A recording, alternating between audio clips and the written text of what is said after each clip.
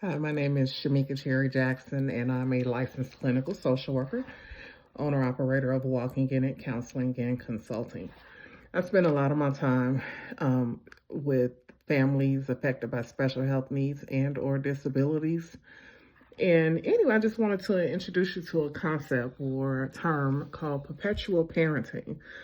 So, perpetual parenting, when you think of perpetual, you think of continual, nonstop, and like without a break, not ending.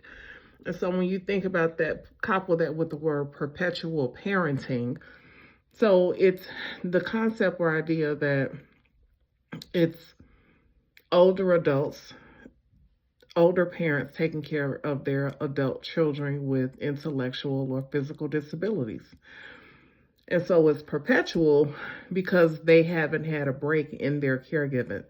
So you think they've been taking care of their child, perhaps that was born with special health needs. So from birth up through childhood years, teen years, now adult, and they're still providing hands-on care and tasks.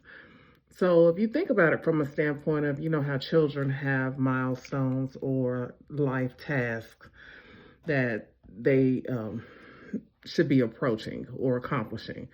So if it's potty training, at like 2 or 3 years, they're potty training, they're speaking more clearly. You're able to perhaps enroll them in like a daycare or a Head Start or something like that. They're learning socialization skills. So all of these tasks, milestones that children are reaching. Also, in the same process, we don't think about it, but adults, we have life tasks that we are also reaching, you know, um, finishing high school, finishing, going into a career, looking forward to retirement, you know, getting married. Those things are life tasks as well. So when you think about a perpetual parent, they have been in caregiving mode all of their child life, or the majority of it, meaning their child has not reached certain life tasks to where they can take a break. They very well could still be assisting their teen adult child with toileting, with grooming, with bathing, what we would call activities of daily living, because their child will always need some sort of oversight, some sort of support.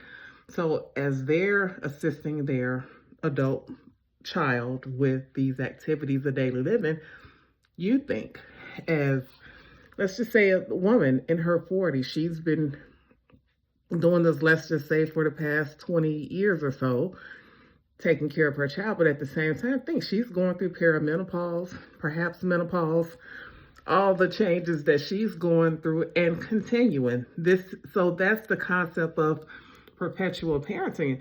And you also think about it from a standpoint of these parents, their children were also um, born or had these disabilities, these special health needs early on. So there was a stigma associated with that as well.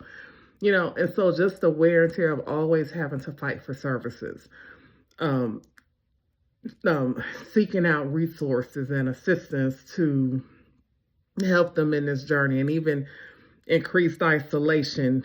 You know, was their child invited to the play dates, and included, how included were they in school? So all these emotional things, weights that the parent has carried on top of physically providing care.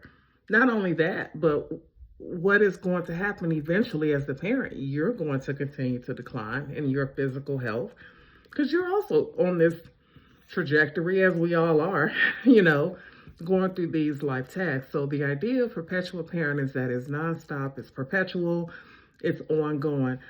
The difference, the primary difference being when you think of, let's say, someone that's a caregiver to a parent that's developed Alzheimer's or something like that, is that not to minimize not to minimize their experience, but the primary difference is that that has not been perpetual, meaning they've had perhaps a career, and now they're called onto the scene as their parents have gotten worse in their healthcare and their experience and their life journey.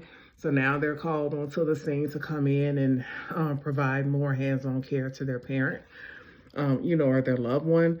Whereas, again, special parents with children with special health needs and adults with special health needs and intellectual disabilities, this has been a life task for them. So just wanted to introduce that concept, perpetual parent. I would love to discuss more if you have any further questions about it.